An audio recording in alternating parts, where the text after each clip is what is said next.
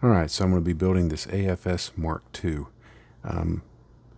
Wave is actually releasing at the end, supposed to be at the end of April, around this time, a two-kit set, an AFS Mark I and an AFS Mark II. I have that actually pre-ordered. However, I've been really wanting to build this for a long time, and I've had this AFS Mark II sitting in the stash, so I'm going to go ahead and build this. But if you happen to be ordering that new set with either the Mark I or the Mark II, then hopefully this video will be helpful as you build that. Now the parts count isn't too high. You've got a few sprues with the various parts on it, your leg parts, your arm parts, torso parts, pilot's head, so forth. There's some clear parts for the visor. There's several versions of the AFS that have different visors, so I think they just combined them into one sprue. And then there's the, of course, the polycaps, which I'm not a huge fan of. I wish they would. I would be perfectly happy paying a little more to get a sprue of this that was injection molded rather than these polycap material, because I just don't have time for those. But I love the kits overall, so I'm going to move forward with it. The decals that Wave puts in their kits are always very nice. Very little carrier film, very thin. They settle down nicely. Some of the highest quality decals I've seen in a model. In fact, I think they are the highest quality I have seen, with the exception of cartograph decals that you see in a lot of, aircraft kits. But just some simple markings so that you can kind of pick what you want, and some stencils if you want to use those. And certainly anything else you picked is perfectly acceptable in the way the universe works.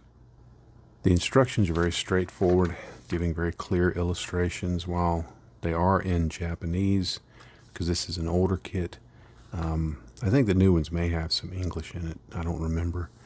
I built them all the time, but I just never remember stuff like that. They're very straightforward. They give you some things you need to take note of. If you use a translate app on your phone, it'll clear that up. And then every now and then there's a place where you have to drill a hole, and I just go through the instructions and note that with the yellow highlighter so that it reminds me that before I glue that part on that I drilled the holes, and fairly quickly you get it done. Now these Wave Maschinen Krieger kits are snap fit, push fit, but I do recommend gluing them because it's going to make sanding some of the seam lines that you'll need to take care of along the, mainly along the legs and the arms where the two halves go together.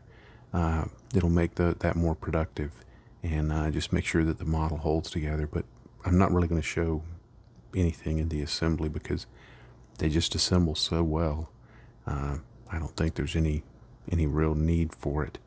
So I'm just going to put this together and then maybe talk about the texturing when I get to that point. All right, I have everything assembled, so I'm just going to use some Mr. Surfacer 500 to just start adding some texture on here. Now all I do is I just get a brush, apply some of it like that, and I just begin bouncing the brush around. And as I feel it starting to dry up a little bit, it starts getting sticky, then I really just start pulling and pushing at it to add that texture in. And you can go back to the well and get you a little more of the Mr. Surfacer if you want.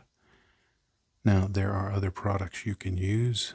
I have tried other products. I've tried the Tamiya Basic Putty. I've tried specific commercial products for this. I've used Tamiya Extra Thin to texture the surface. I've tried multiple things. I like this the best. However, just because I like this doesn't mean you have to use it. So you use what you like best for adding texture to the model if you want to. And don't let anybody tell you that you have to add texture to to your Maschinen Krieger models, because you don't. Alright, I've got everything textured, but I noticed that some of the panels have kind of bolt holes already in there, but some of them don't. It just, to me, it just looks inconsistent, so I want to add something that looks like bolts. Now, I could use my drill, but I like using this. This is a grainer, and I don't know if it'll show up on the camera, but you see in the end of it there's just like a little dimple. It comes in a set like this. I think I got this at Micromark online. I can't remember. I've had it so many years now. But all I'm going to do is just take this and put my grainer right there. And then I just put a lot of pressure on it. And I just work it around like that. Work it around on camera. And then once I've done that, get something that looks like that. I'll just put one at each corner. I don't measure it. I'm not too precise about it.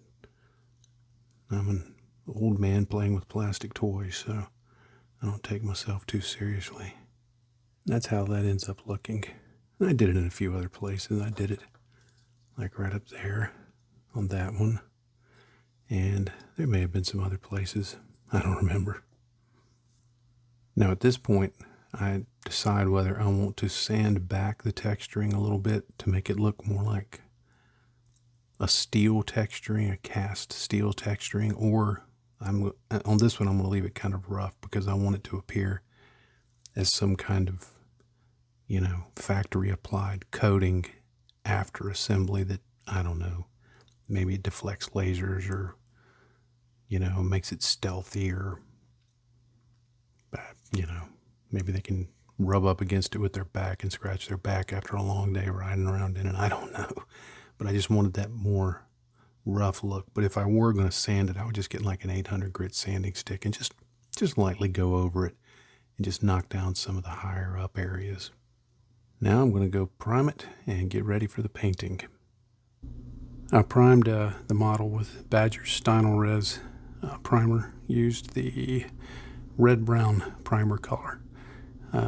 Picked that because I'm going to be doing a desert theme, and I just thought that having that underneath would be a good base for the paint to come later. Now the paint I'm going to be using is this color Sand Ivory. I don't know why they do it in parentheses. Anyway, it's Vallejo Model Air. No special reason for using Model Air. It's just the color that I picked. And I do like the Model Air paints because they come, of course, they're thinned for airbrush use, although I thinned them further for the airbrush. But for brush painting, I find them very useful because they're thin to about the consistency that I like for brush painting anyway, so it just kind of simplifies the process a little. But I also like them because my local hobby shop, Hayes Hobby House in Fayetteville, North Carolina, carries Vallejo Model Air. And so I can go in anytime and get me a new bottle of paint if I need it. Now it's going to take a few coats to get something close to opaque coverage, but the beauty is, because I want to kind of start building in the weathering at this very early paint stage, I get to decide what's enough. I can have it very opaque in some areas and less than opaque in others. I can leave it like this and depend on later weathering to color things in. I can imagine that this is a quickly applied paint scheme for a desert deployment that was not planned and I had to just yank it off the factory floor. Whatever story you make in your mind. I could airbrush it, be simple enough, but I just like brush painting. So I'm just doing this, even if I take it up to full opacity. I'm doing this simply because I enjoy brush painting, or I guess more correctly, brush pouncing. But don't ever let anybody dictate to you how you do your model. It's your canvas, it's your imagination, it's your fun. So you pick what works for you and you go with it. Now I'm going to paint all the rubber joints and those pieces in Vallejo Model Color German Gray. I don't want to use pure black because I want to leave a little bit of space, visually speaking, for a dark wash to just kind of accentuate the shadows. I'm also going to base paint with the same German gray the hand. I'm sorry. The manipulator.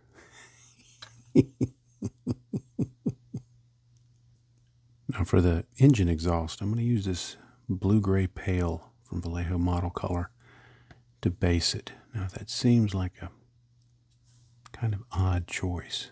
Now just stick with me. Hopefully it will be more apparent later why I chose this color.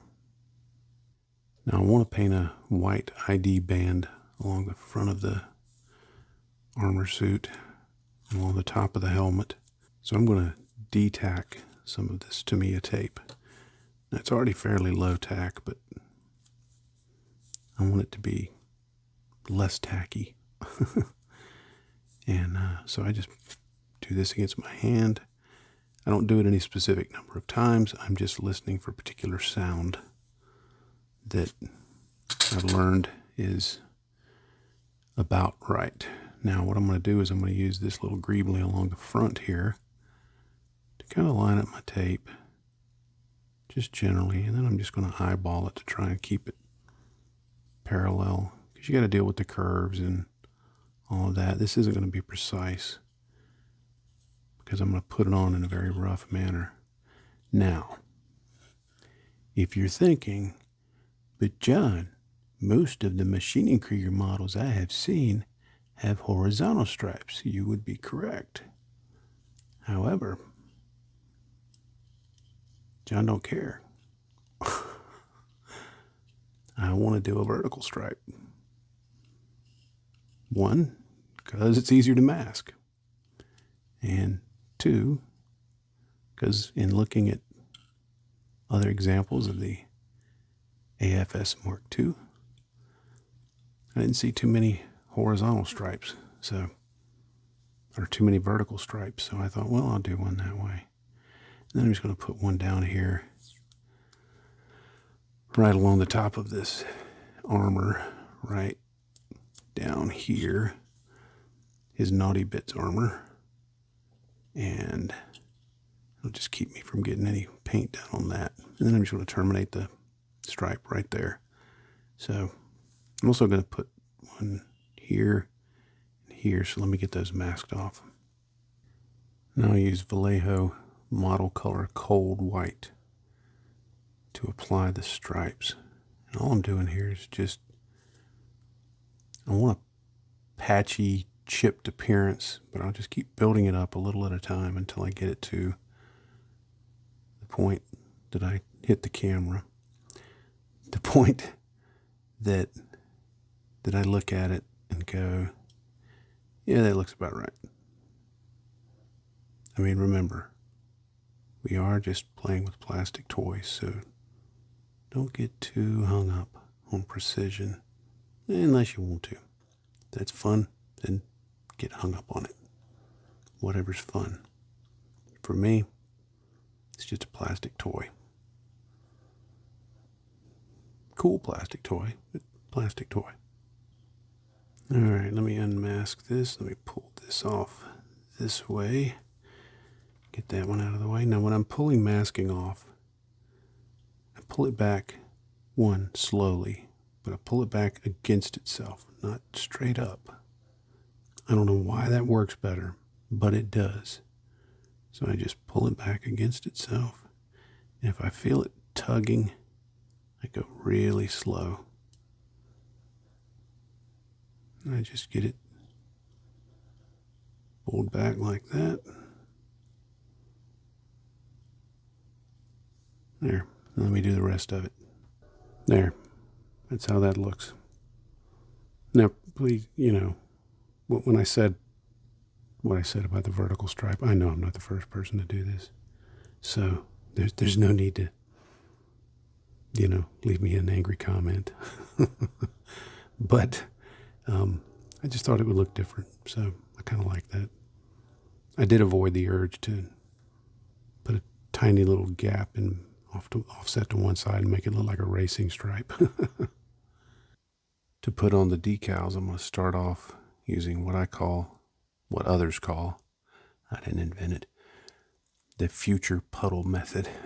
And all it is just taking some future floor polish. And you can use any gloss coat. It doesn't have to be future. But I'm just going to put a puddle of it right there on his front armor. And then I'm going to take the decal and I'm going to grab my knife and living dangerously, I'm going to slide that onto the model like that. And then position the decal like so. Then once I've got it in place, I'll take this Q-tip. I'll just very carefully work out not only the future from underneath, but hopefully the bubbles, and it'll pull it down really nicely onto that. I did not put any kind of gloss coat down first or any kind of satin coat. It's just right over the bare paint. Now I'll go back over the decal with some Solvaset, and I'll let that dry. I'm not going to put any other stencils or anything on. I just decided I just want to put numbers. I'm going to put one here, one on the side armors, and one on the back. Just going to leave it at that. Keep it simple. No tactical reason, no lore reason, just lazy reason.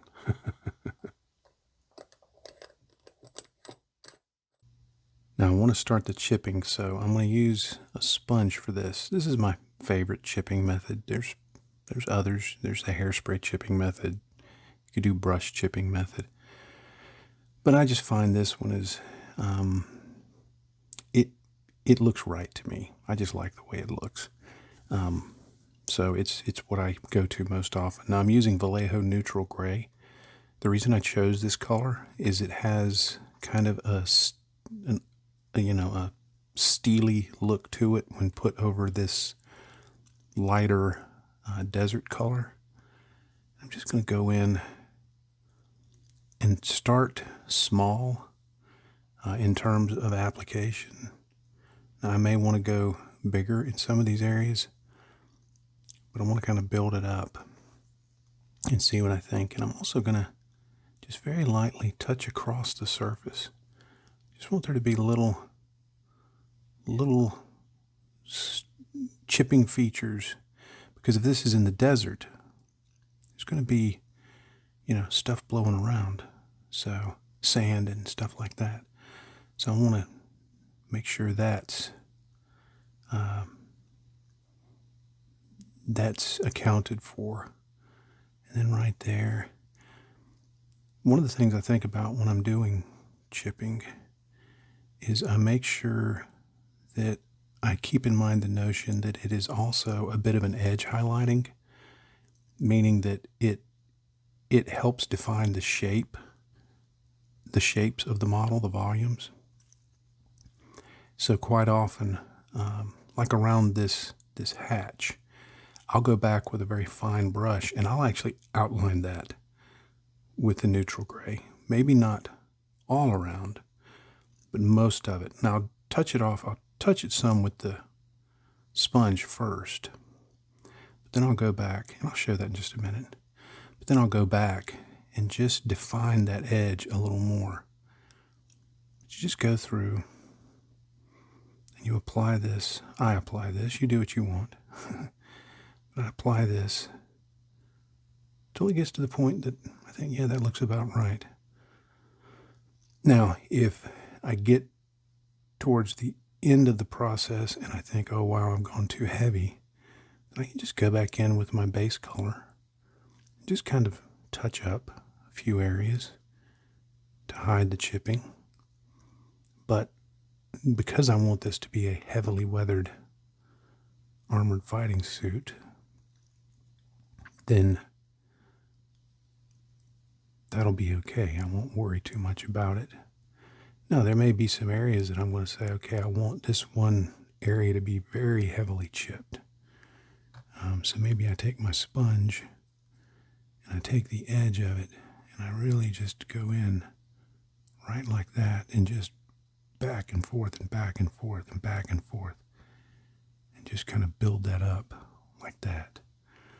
And this will be a spot that I can then go in and develop rust if I wanted to. So there's a lot that you can do when it comes to the chipping. Now, for some of these areas that may be more difficult to get to, I should have had this ready, but I didn't. Forgive me. But what I like to do is I like to take one of these tubes that you can tell I've used this one before, that they cover the paintbrushes, and I put a little piece of sponge in there, and I can get into some of these areas that I can't get into with the larger one. So, and then a few areas I will go back with a very fine brush and just chip them with a brush, because that'll be a little easier. But if I did this whole thing with a brush, man, I'd be here all day, and I gotta go to work today. Let's see here, I cut a smaller piece of sponge and rolled it up, stuck it in this little tube. I can go in and get under there where I couldn't get with the bigger brush. Now, as I was talking about, I want to edge highlight this little panel here, because I'm going to do some more chipping up here. But I want to edge highlight this little panel. So all I do is go in with this is a 00 brush. And I just go in and I lightly edge it right along there with the neutral gray, just like that. Because it's reasonable to think that this would get chipped as it was being removed for maintenance, and anything in the desert that's got an edge is going to get some kind of damage. And of course, when they take this off, they got to unscrew the bolts, so those are going to get chipped in the area around them. But you see, it just helps define that area, and it looks fairly organic because it's just chipping. Now, another thing that you can do with the brush is, after you get an area chipped, if you look at it and you decide, I want to make some little streaks, you can do it like that. You can come across, like that. You can get the edges where I wasn't able to get right up there. I'll just go in and get those edges and maybe do some little fine chips like that. But just little streaks and lumps and bumps, and you can join some of the areas together that you've already done with the sponge just to enhance that chipping. So if you're going to do, chipping, I rarely rely on just the sponge method or just the brush method or just hairspray chipping or anything like that. I almost always use at least two of the three. I use the hairspray chipping less. It's just a little more work intensive. But I think using the brush and the sponge just really help not only give you results fairly quickly, but also give you results that look pretty good when you're done. Don't forget to do some chipping over the decals, because in the real world they'd be painted on, so they would chip too. Now on the white, if I were being really pedantic, I could have chipped with the tan color, then the neutral gray, because that's really the order it would have gone in, but I'm not being that fancy. Now after the chipping is done, I'm going to apply a panel line wash. I'm just using a enamel wash this time. This is AK's enamel wash for DAC vehicles. I thought this would work pretty good because those were obviously in the desert, and so they would be this kind of color, and it's not a bad color to put over these tans. Now you can use it for other things, but I'm going to use it on this. Now, if you watch my stuff every now and then, you may say, hey, I don't see you using enamels very often. And I don't. I tend to prefer oils or acrylics. But every now and then I like to use products that I don't use a lot. Yeah, let's just slush that on there. Clean that up later. I kind of like the look of that. Anyway, just so that I don't lose, I guess you'd say, the skill, and also kind of reaffirms or changes my mind about what it is I normally use and why I use it. Now this is kind of reminding me why I prefer oils. I just like them a little better. Not a real fan of the odor for enamels, but they work well. And if you use them, then you need to stay on camera. But if you use them and you like them, great. They are very useful. A lot of people really get a lot out of them, but I'll put this on, and then I'll just do some cleanup with some odorless thinner, and I'll let that dry and go on to other things. I usually give these an overnight dry, 24 hours or something like that. Now for cleanup, I'm just going to get some odorless thinner on this brush, and I dipped it into odorless thinner, but then I tamped it off on a paper towel so that it's only moist. And then, like here on the sides, I'm just going to push it back into the, and I'm wiping it off on the paper towel. I'm just going to push it back in towards the color. And then here, I'm just going to streak some of it down like that. Just get some little streaks. You can do as much of this or as little as you want. If you want a cleaner finish, I would start with a gloss surface. This does not have any kind of gloss or satin or matte finish. It's just the bare paint. And it works fine over that.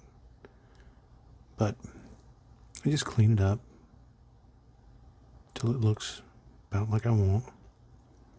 If you get some in areas that you don't want or you forget to clean up and they dry, then just go back with your base paint while staying on camera and just touch it up with the paint. You can always paint over it. Do let the enamels dry completely before touching them up with acrylics over the top. Otherwise you might get some bubbling. You just go through and just clean it up. And remember, if you're wanting this to look dirty, you don't have to do a lot of thorough cleanup. If you just kind of take the spots like this, just kind of blend them in and then leave them. No, you just built in some weathering. So, simple enough. It would be the same way with if you were using oils. The procedure's about the same. Although oils, I think they blend a little better. That's why I like them over enamels. Another reason I don't tend to use enamels very often is quite often I may have a jar of enamels that, maybe I haven't used it in 6 months or something like that, a year or whatever. And I'm pretty good about putting lids on, but quite often I'll open it up and the thing will just be thickened up significantly or even dried out. Yet with oils, I open my tube of oil it's still good to go. So I just find that oils just seem to have a better shelf life. But anyway, you do whatever you want, of course. But I just keep cleaning up like this, just with the edge of the brush. And you'll notice this isn't a very small or pointy brush. It's kind of a scruffy brush. It's an old brush. It's synthetic. But I just keep blending it around like this. Get it looking just like I want. I know that it's correct when my brain goes, yeah, that's good enough. Now, I've been trying to make up my mind about what color to paint this grill here on the back. So I finally came up with my plan. It's nothing earth-shattering. I'm going to start off and base it with neutral gray. And while I have the neutral gray out, I stippled that onto the exhaust, or rather sponged on some neutral gray to the exhaust that I had painted in that blue-gray pale earlier. I also dry brushed the hand, the manipulator, in neutral gray. Kind of dry brushed it, stippled, just made it look a little rough. Now I'll sponge on some blue-gray pale along here. Next I'll sponge on just a little bit of sky gray. I'll do the same on the exhaust. Now I'll use some Vallejo Model Wash, the light rust color. I'm just going to paint that all over this. All that stippling, or sponging rather, of the various grays just provides some different variations underneath the rust. I mean, you can use multiple rust colors on it, of course, but this method allows you to end up with tonal variation in the rust, but because this paint is so thin, or this wash is so thin, you just have to do one coat of rust. And if when you're done, if you think it doesn't look quite right, add in some additional rust colors. Just sponge them on too. I'll add it up here on the top part of the exhaust. I'm not going to do the lower part in that rust color. Now I'm not quite done with these, but you can see how they're looking so far. And you can especially see it on the exhaust here, how that sponging and the rust wash go hand in hand. It just kind of tints the colors and brings out the contrast that the sponging added in. Now I'll use some Citadel Agrax Earthshade. I'm going to paint this all over it. Now I've thinned it just a little bit with water. You can see here's what I put in my palette down here, just a little puddle. And I put in just 2 brushfuls of water. Just helps it flow a little better. And I'm just painting this all over, both over the rusted parts and the gray parts. I'm going to do the same on this grill on the back of the suit also. Now I don't know for certain that this little dealie and this little dealie is a fuel filler cap, but that's what I'm going to interpret it as, that these are fuel tanks, because they look like, you know, you've seen fighter jets with like conformal fuel tanks or something like that. So that's what I'm going to pretend that is, because this is all make-believe, right? And I'm going to use a Citadel shade called Targor Rageshade. Now, I don't know why I don't know what a Targor is, nor why it would be in such a raid that it would turn this shade. but I like it for fuel stains because it's different. It's dark, like, you know, if you used a Known oil or something like that. But it's not pure black. It's not a gray. It's got a little bit of a purplish red to it. But when you use this, when I use this, you can do what you want. When I use this, it stands out from the blacks and the brown washes that I typically use. And it just suggests something different. So I really like making use of this for variously fuel stains, oil stains, future space fluid stains, whatever. I'll just take it down there like that and do a little on the other side too. Now I'm going to take this AK Interactive pencil, sepia. I'm just going to draw in some stains, just literally draw them on, just to get some color down on the model, and maybe pull a few further down, just like this. Then I'll take my brush, and it's just got some water on it. I'll just kind of stipple that around, blend it in a bit, let it run where it wants to. I mean, it's some kind of, you know, fluid stain, exhaust stain, whatever you want to call it. Just some stain there from the engine. Now I'm going to use a little bit of Citadel Scrag Brown just to add in rust around the bolts and on some of the scratches. I've thinned it down about 3 parts water, 1 part paint. I could use an acrylic wash for this. I could use enamels. I could use oils. I could use pencils. I could use pigments, but just kind of wanted to use this. I like this color Scrag Brown because it's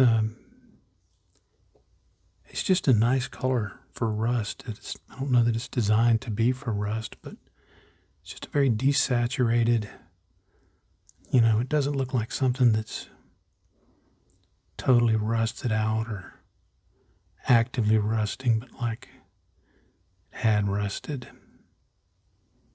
I just like the color, I think. Now, if you are thinking stuff in the desert doesn't rust, I don't know about that. I don't know either way.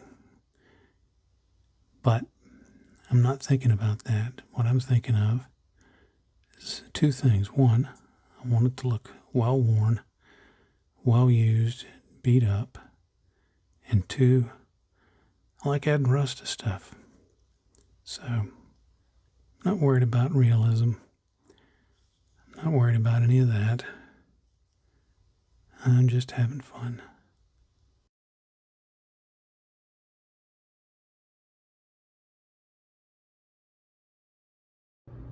Now, of course, I'm picturing this operating in the desert, so I want to give kind of a dusty appearance.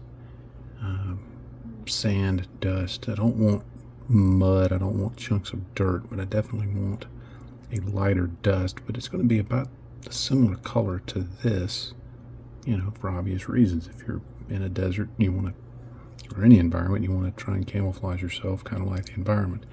I'm going to use some oil paints for this. I'm going to use this light buff from Wilder Weathering Oils. These are no longer made, and quite honestly, I probably need to replace this with AK Interactive's, well, Abteilung 502 or 502 Abteilung equivalent of this, because honestly, the Abteilung stuff is just better oils. These aren't bad, but they're not as good as the Abteilung stuff. But this is what I have. So I just got some odorless thinner in my palette. Got the oil paint here on a bit of cardboard. all I'm going to do is just apply some of this oil paint, kind of not really precisely or anything like that, just like this. And then I'm just going to go over here to my thinner. I'm just going to start blending it in a little bit. And I'll do this a few times. Just kind of add it and blend it, and then I'll go and get a little bit that's thinner like this. And you see how I'm just working here on the cardboard. And I'll just use it like a wash around stuff like that, because dust would settle around things like that. I'll put it up here and just work it all around. Mostly on the legs, and the lower part of the legs is really where I'm going to concentrate, because that's where I think that the dust is really going to be, because, you know, I'm just picturing it shuffling through the sand like an old man at the beach with his metal detector. So just keep working all around, not just this one side obviously, but all around until I think it looks dusty enough. Now the reality is, in an environment like this, probably the entire thing would get covered in dust, and possibly quite thickly, but I don't want to have that much on it. So by putting it down here at the feet and then decreasing as it goes up, it sells the notion that this thing operates in a sandy, dusty environment, but it doesn't just cover the whole suit, cover up everything else I've done in a film of dust. I wanted to show this a little bit. I'm thinking that the dust will be very obvious up here on the joints all over the model, because they're very dark and they'll settle in those recesses. So when I'm doing this, I get asked sometimes, how precise do I try to be? Well, you see, I don't, especially when I'm working with oils, because they're so easy to clean up with the thinners that I just work really quick. And I compared it to somebody. I said, it's like you need to get from the top of the mountain to the bottom of the mountain. But instead of taking the trail down, I just slide down the side and just control my slide the whole way. So, I just wanted to show this. I mean, this is nothing. This is not a yay John moment. This is just showing that oils, very flexible, give you the ability to just kind of slide along real quickly, get things done. I use liquid mask on the canopy. I'm going to pull that off at this point. Just use a toothpick for this. Now I'm going to take some of this oil paint. I'm just going to put it all over the clear part. Now you may be thinking, why would you do that? It's no longer clear. Well, yeah. Remember, it's in the desert. Trust me, in any environment, the windshield on anything, the clear part on anything, is going to get quite dusty and dirty. I know this from real world experience. So I'm going to start off with a film of it like this. Then give that a moment for the thinner to just flash off and for it to dry just a little bit. Now I painted the face. You can see if I get it up close, it's not real good face painting. Part of my reason for doing this, one, there's a realism aspect to it, but two, once he's up in there, you don't really see that I didn't do a great job painting the face. I'll just give you a description of what I did. If you want to paint faces, honestly, go watch miniature painters. They do a better job of it. But All I did was I gave it a base of a Citadel paint called Cadian Flesh Tone, and then I put in some lighter paint called Kislev Flesh, and then I painted the whites of his eyes with Vallejo Sky Gray, and then I put a stripe of German Gray through the middle of the eyeball. Then I cleaned up the eyelids with the flesh colors again, and then I tried to give him a beard, like a growth of beard, using Luftwaffe World War II uniform from Vallejo, and it ended up looking like he had eaten a pie in a blueberry eating pie contest. You know, one of those where you hold your hands behind your back and you have to eat it with your face. And it looked horrible. And so I started to paint over it, and I put some of the flesh color over it, a very thin coat to get it covered up. And after I glazed over that thin coat, I actually ended up with something close to what I had originally intended. And then I just used some Reikland Fleshshade, a shade from Citadel, to kind of give it some shadow and all of that. And then I painted his hat up here in some olive drab colors, and then I gave a wash around the edge of that with Agrax Earthshade. And I just washed the jacket that he's wearing was primed in brown, and I just gave a wash over it and some dry brush and stuff like that. So nothing fancy. It didn't take me very long. I'm not real happy with the face, to be honest, but for being in the desert, he's quite pale. But we'll just consider that he's a new guy. But anyway, that's part of the reason why I'm going to let this be a little grimy. Now I'm going to take a dry Q-tip, and I'm just going to start bouncing it around on there. I want it to basically look like it gets real dusty, and he or a friend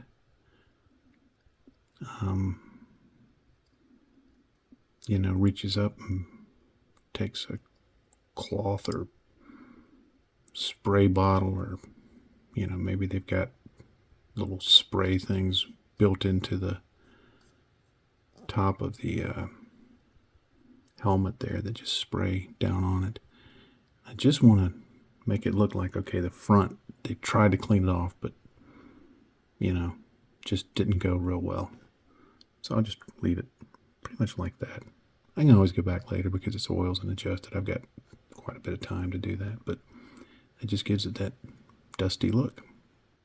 Now, this leg here, you can actually see how it ends up looking. I did this one last night, and you can see how it ends up looking. This one is still drying over here, and then you can see, like, whoops, you can see how I bumped the camera, but you can see the joint and just the way that, it looks like dust is settled in there. So that's the effect I'm going for. All right, you can see how that looks. He's in there, and it's quite dusty. If you get it at the right angle, you can kind of see in and see him and see his eyes, but it kind of obscures the hacked up paint job I did. But you can see the dust there on the joints, and I just spread some around on different areas, and just let it be dusty looking in a few places. Got some on the hand there because I figured that would look pretty dusty from the contrast, but hopefully it conveys that he's stomping around a desert place. All right, I've got everything put together, and as a final step, I wanted something to stain where this hose is. I imagine that there's some kind of fluid running through here, hydraulic fluid or something like that.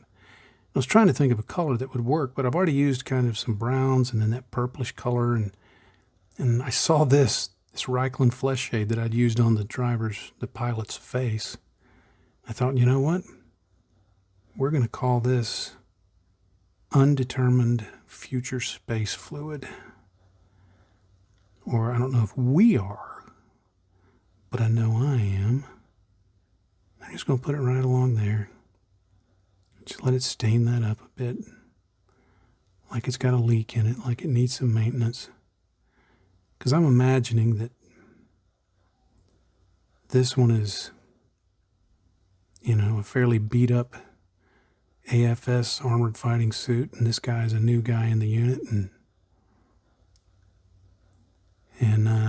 they just decided, well, give it to him.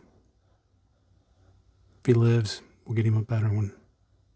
So, and I'll do some on the other side, but just a suggestion of a leak, some staining. I like leaks and stains. Well, you know what? I'm calling it done.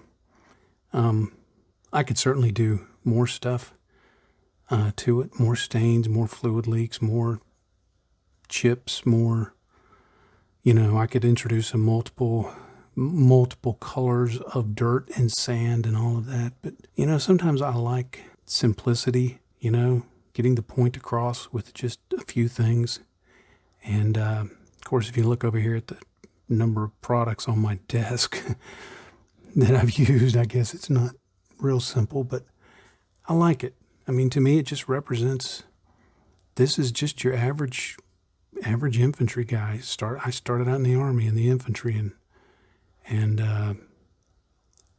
you know, there's just a whole lot of infantry guys that, I mean, they just make up a big chunk of guys that a lot of people don't think about.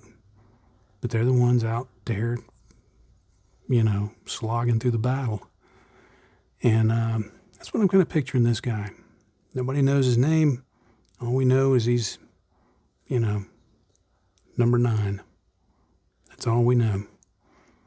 And there was probably somebody else in it 2 weeks before, and they were number 9. Who knows? So I like the simplicity of it. I like the way it looks, you know. I mean, it's beat up. You could see it being in a sandstorm. You know, you could see it being in battle. You can see the dust on it, and the, you know, a few places where there's rust, and, you know, the engine looks, especially the exhaust, looks worn. You know, the back of it's got some, you know, it's just the kind of stuff you would expect to see when something's been used. And, you know, I got to looking even at the eyes of the guy in there, and I thought, you know, wasn't really happy with the face overall, but I looked at his eyes and I'm like, that's a 1,000-yard stare there, buddy. So, I like it. So I'm going to call this one done. Now, certainly as far as the kit goes, I can highly recommend this one. This is an older boxing. This is the boxing, I think it's from, I saw on here, 2007. Yeah, 2007 Wave Corporation. So it's an older boxing. But I believe they re-released a variant of this in like 2016 or something.